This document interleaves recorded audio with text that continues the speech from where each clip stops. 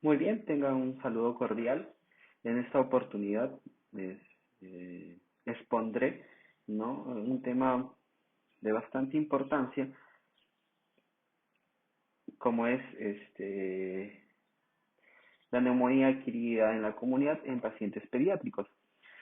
Eh, Dentro de toda la exposición que vamos a tener, va a haber principalmente para poder nosotros definir eh, hablar un poquito de la epidemiología, de los factores de riesgo, de la etiología, del diagnóstico, de la cual nos va posteriormente a permitir a tener una buena terapéutica, ¿no? Muy bien, vamos a definir aquí lo que es principalmente neumonía, ¿no? Como si bien se sabe, va a ser una infección pulmonar aguda en la cual pues va a haber un compromiso a nivel alveolar, a nivel intersticial y a nivel de pleura, ¿no? La definición, pues, de neumonía adquirida en la comunidad, ¿no?, va a estar dado, pues, en un ambiente extrahospitalario, en la cual va a incluir, pues, aquellas neumonías que inician dentro de las primeras 48 a 72 horas de hospitalización. Ahora, también tener en cuenta cuando nosotros nos referimos a una neumonía grave y cuando nosotros estamos frente a una neumonía complicada. Decimos pues que es una neumonía grave cuando está asociada a una dificultad respiratoria marcada o severa, ¿no? En la cual pues el paciente va a estar con una cianosis central, ¿no? Va a haber una dificultad, ya sea para beber o para lactar, ¿no?, en pacientes pediátricos.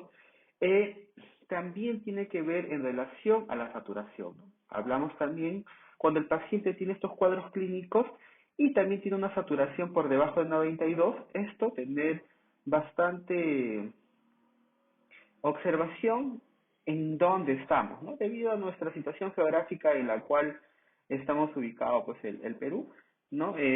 Hasta los 2000 metros sobre el nivel del mar, una saturación menor al 92%, y por encima de ellos menos de 85%. Ahora, cuando nosotros decimos o hablamos de una neumonía complicada, esto principalmente cuando está asociado pues a un derrame, cuando hay un empiema, un absceso o una enfermedad multilobar o incluso se presenta con algún neumotórax. Aquí algo pequeño para hablar un poco de la epidemiología, ya que nos va a permitir también hablar de la importancia de este tema. Según la OMS, por ejemplo, estima que más de 156 millones de casos de neumonía en menores de un año, ¿no? Perdón, en menores de 5 años en un periodo de un año.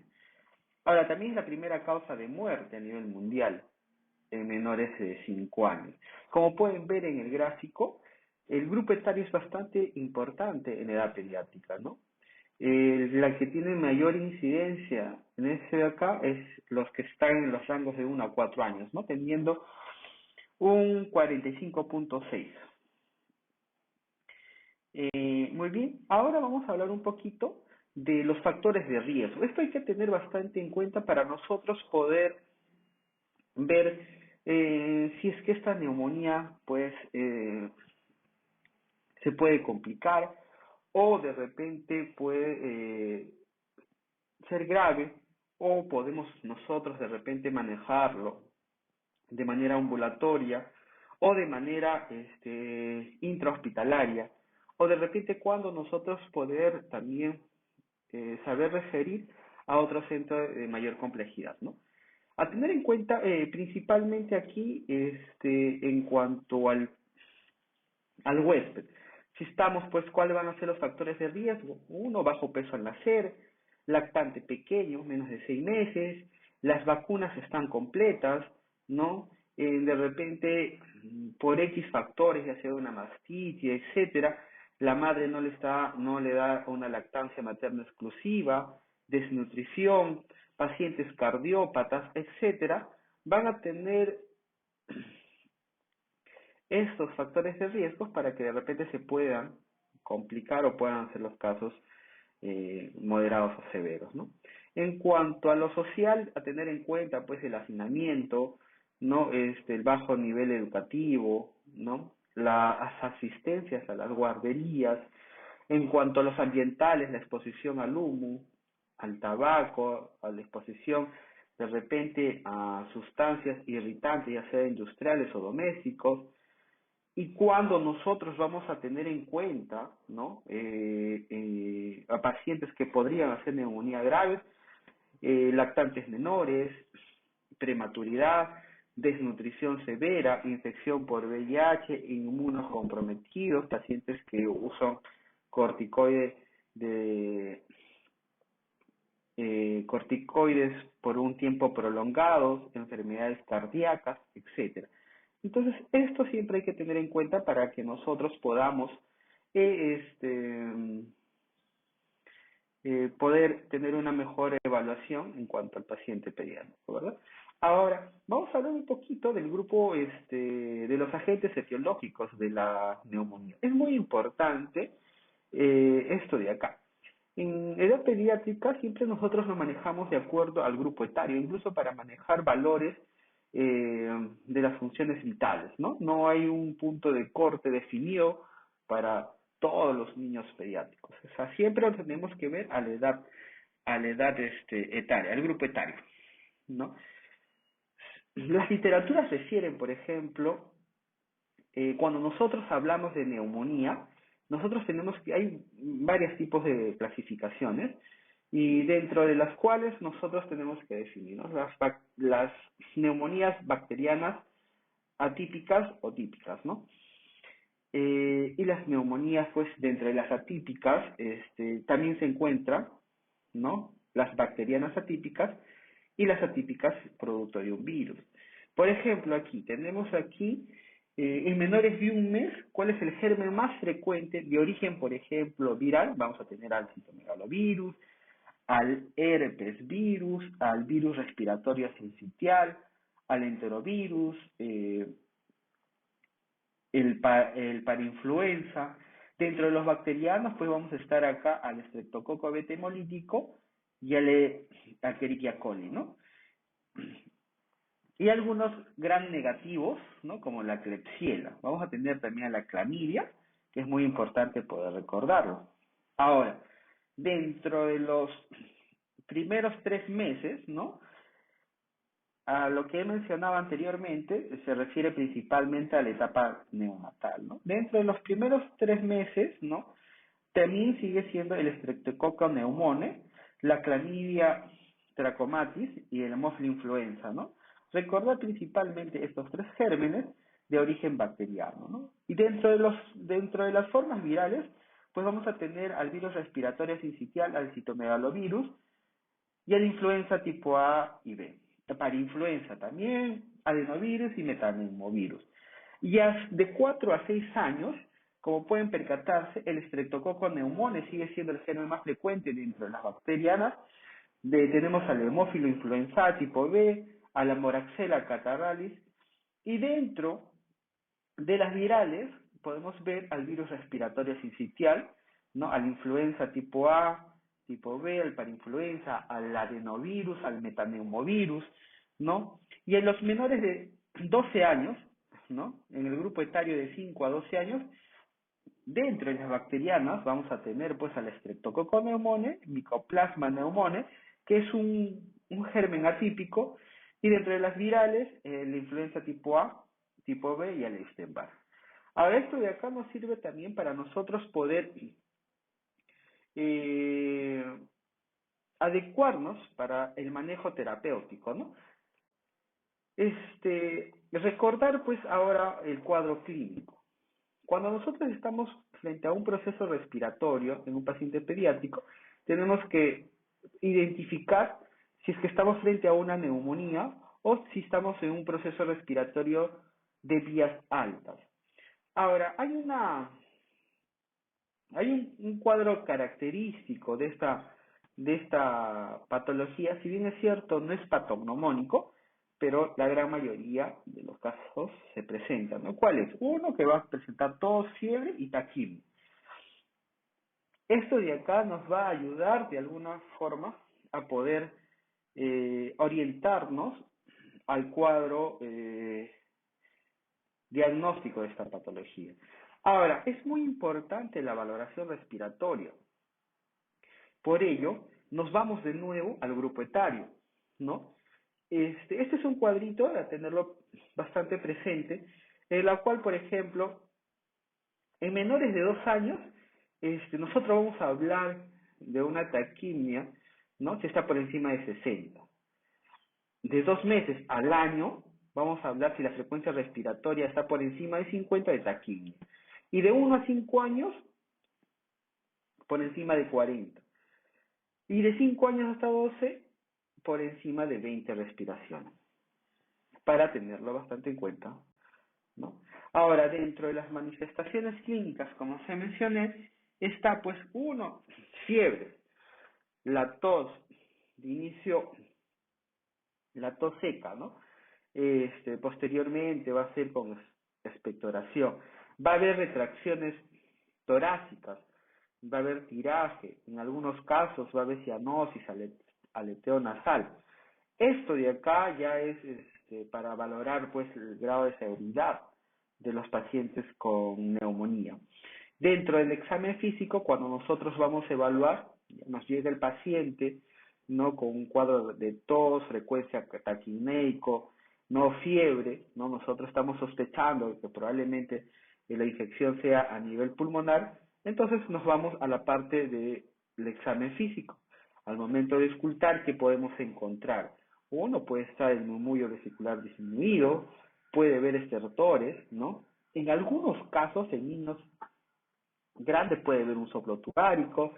Se habla incluso de que se puede encontrar crépitos en niños grandes, ¿no? Los crépitos no los vamos a encontrar en lactantitos menores. Eh, por lo general ellos más se caracterizan pues por presentar roncantes o tener pues sus retracciones, sus tirajes, sus distrés respiratorio más marcado, ¿no? En cuanto al aspecto general, va a haber cianosis, apariencia de toxicidad según la gravedad, ¿no? Muy bien, ahora, a tener en cuenta en esta diapositiva, pues, cuáles son los signos de gravedad, ¿no? Uno es la temperatura, ¿no? Mayor a 38.5. Esto de acá, de repente, no todo paciente con cuadro de respiratorio y fiebre, estamos en una neumonía, no es así. Tenemos que evaluar, ¿no? Si de repente a nivel pulmonar encontramos, pues, algún ruido agregado o encontramos murmullo vesicular disminuido y el paciente está con tiraje y tiene 4 días de fiebre, podemos ver que ese paciente no está yendo bien de acuerdo a la evolución de la enfermedad, ¿no? ¿Qué otros signos de gravedad? Vamos a tener pues la dificultad respiratoria marcada, el politiraje, el aleteo nasal, el quejido, ¿no?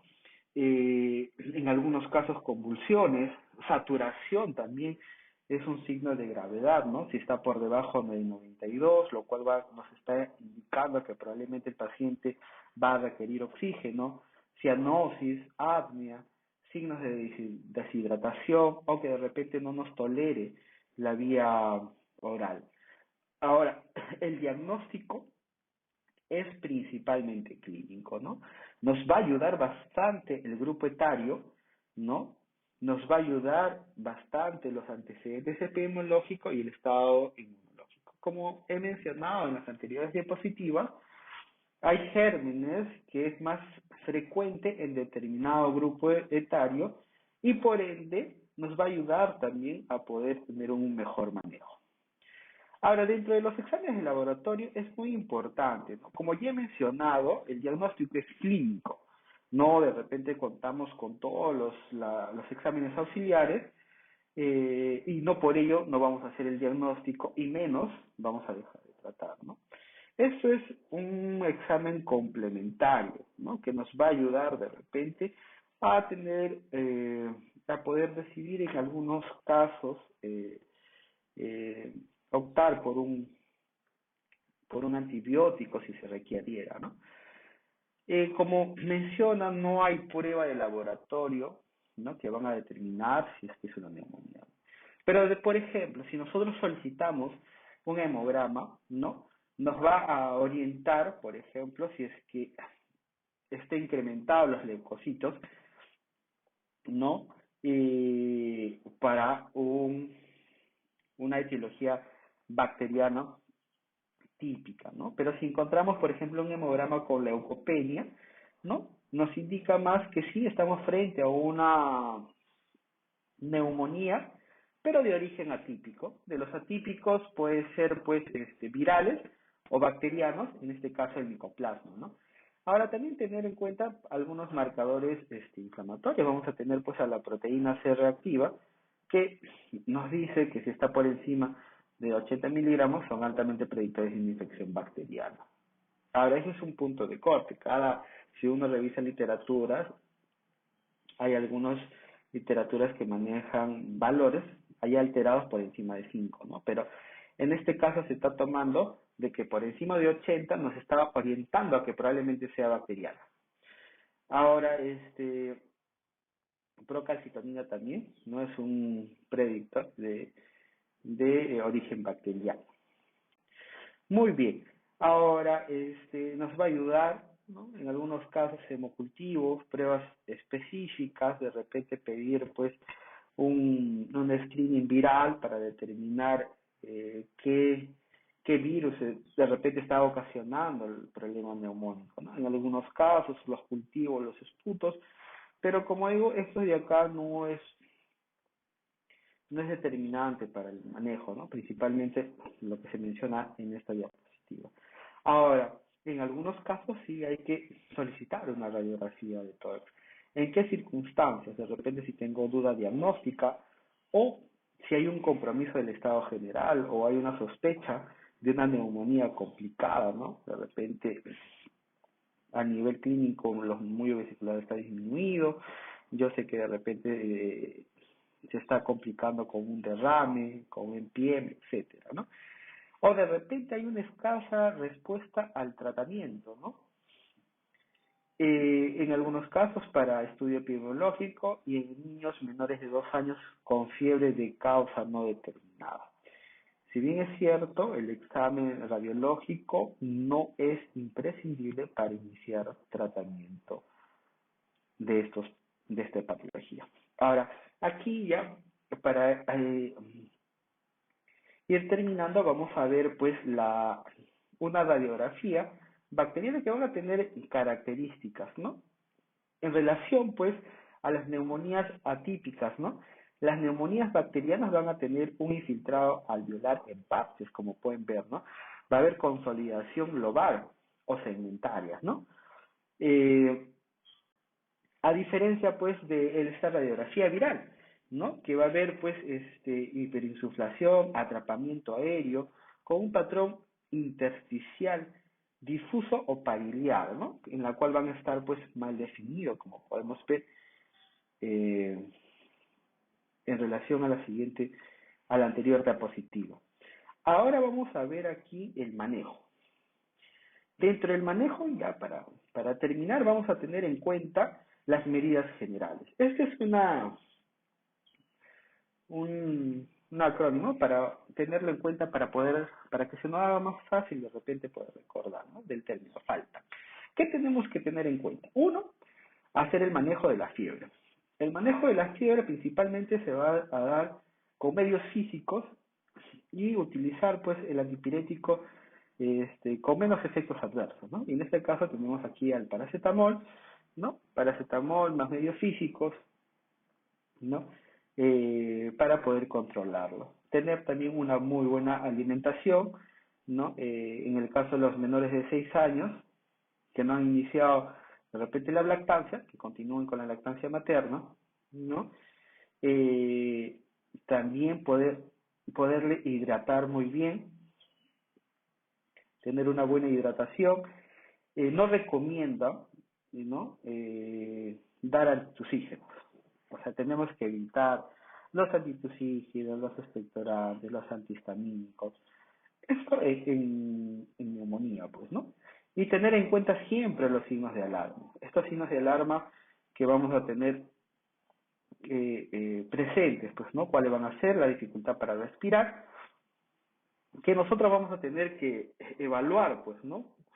Cuando nosotros referimos dificultad para respirar o cuando incluso explicamos a los padres qué características tiene que tener, hay que detallarlo, ¿no? Si está su frecuencia respiratoria está incrementada, está respirando muy rápido, ¿no? Su pechito se hunde, si hay tirajes, si hay sibilantes o hay instridor, etcétera, ¿no? La fiebre persistente, ¿no? En algunas literaturas incluso refieren hasta 3 días, tenerlo en cuenta. Dificultad para beber, no toleran el vía oral, el compromiso del sensorio, ¿no? Y la N de permeabilizar la nariz, ¿no? A veces se congestionan, cuando son lactantitos menores, solo el hecho de la congestión nasal hace pues que presente un cuadro respiratorio, ¿no? Entonces nosotros manejamos la parte de las fosas nasales, permeabilizamos, ¿no? La secreción que está ahí y mejora el patrón respiratorio.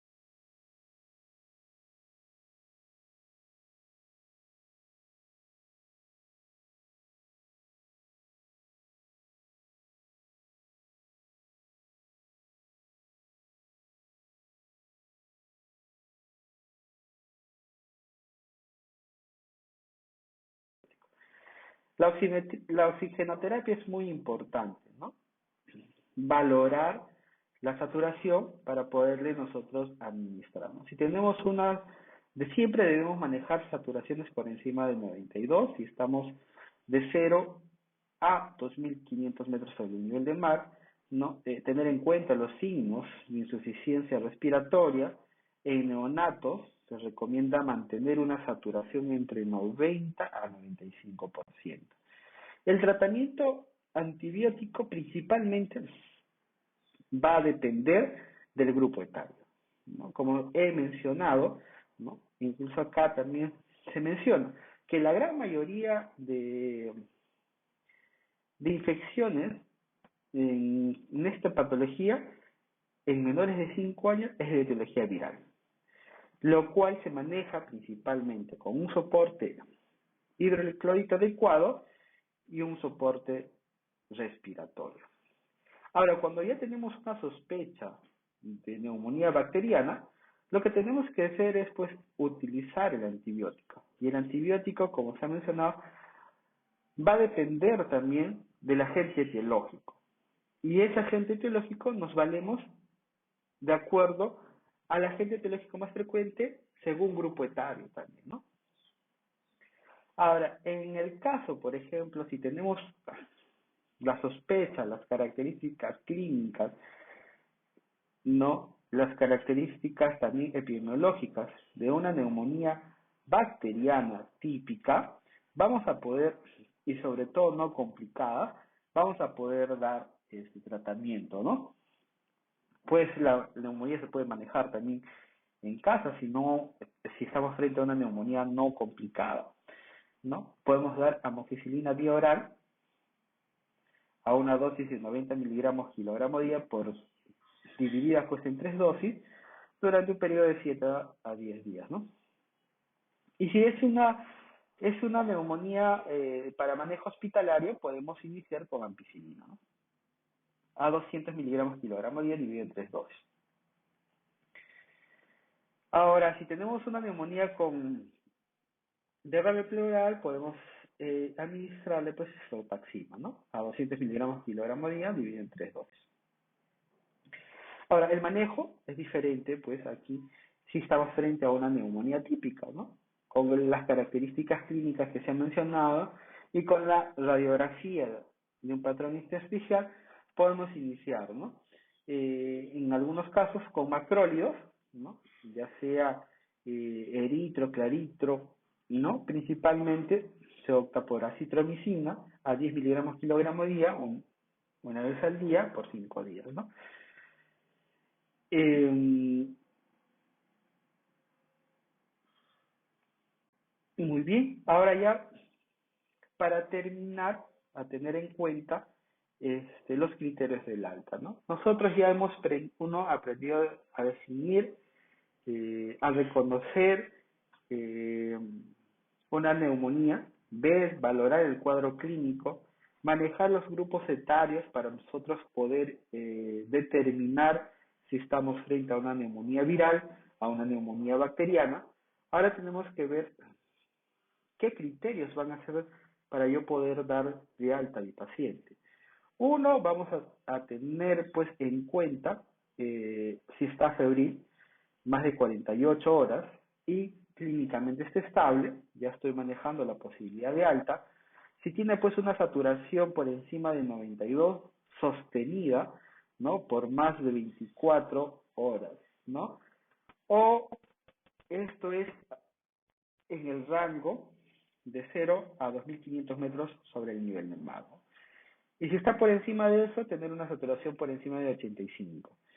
Que tolere, pues, vía oral, que no haya signos de distrés respiratorio, ¿no? Hay que considerar también que los padres tengan la capacidad de poder cumplir las indicaciones, porque muchas veces el paciente está estable, está febril, no tiene distrés, se le da de alta y a los días está regresando de nuevo por emergencia, ¿no? Y esto de repente tiene que ver con los cuidados de los padres, ¿no? Eh, qué otra tener cuidado, ¿no? No debe existir pues dificultad para retornar al establecimiento, ¿no? Eh, Eso sería todo en cuanto a esta exposición. Muchas gracias.